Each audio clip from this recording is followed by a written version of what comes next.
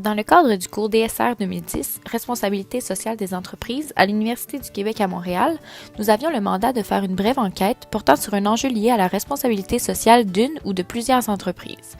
Notre choix s'est arrêté sur les entreprises montréalaises de livraison de prêt à cuisiner.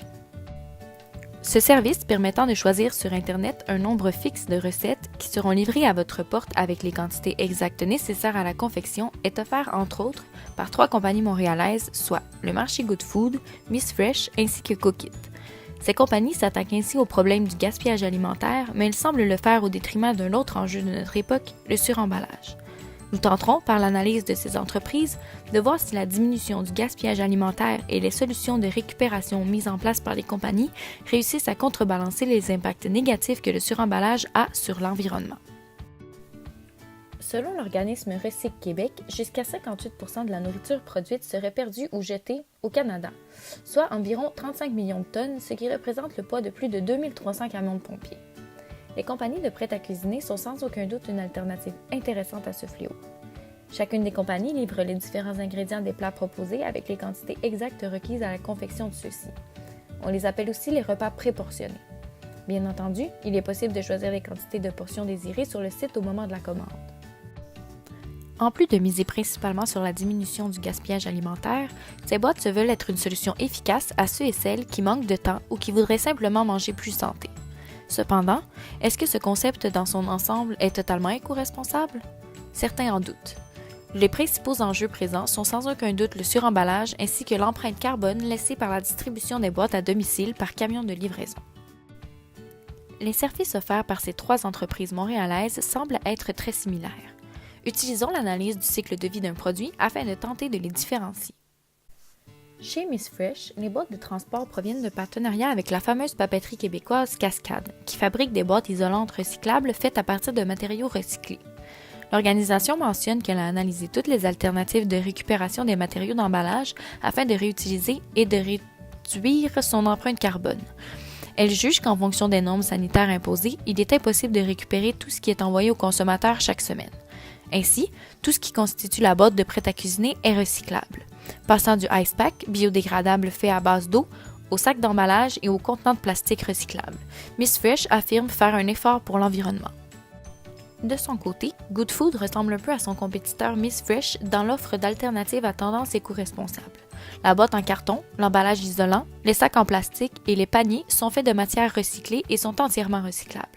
Tous les éléments peuvent donc se retrouver dans le recyclage et ce, incluant le ice pack ayant un contenu entièrement biodégradable. Le ice pack peut d'ailleurs également être réutilisé à la maison avant de passer au bac de recyclage. En ajout à cette offre, Good Food peut récupérer les boîtes et les ice packs par ses livreurs, contrairement à Miss Fresh.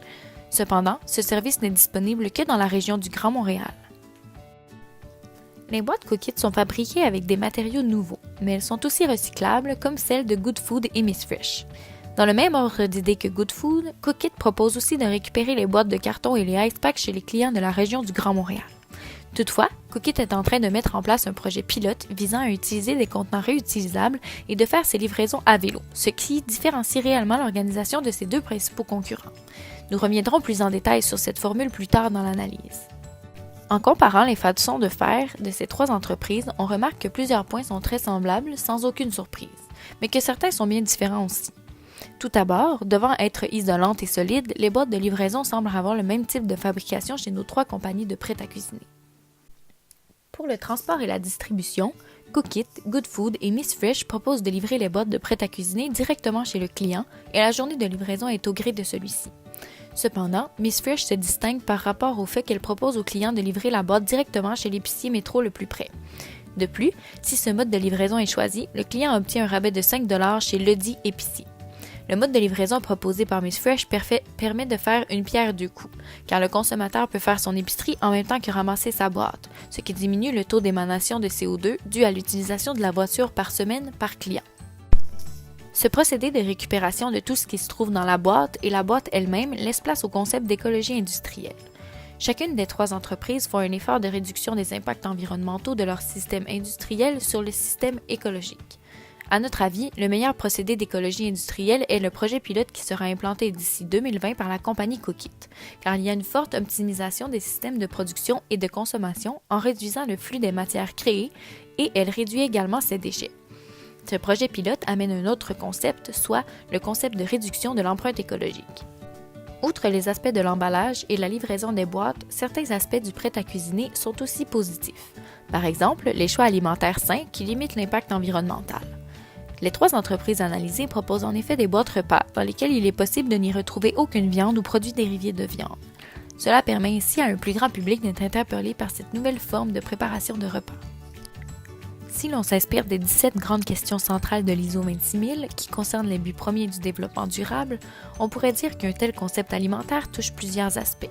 Cela concerne surtout la santé et le bien-être, la considération de la vie terrestre et la consommation et production responsable.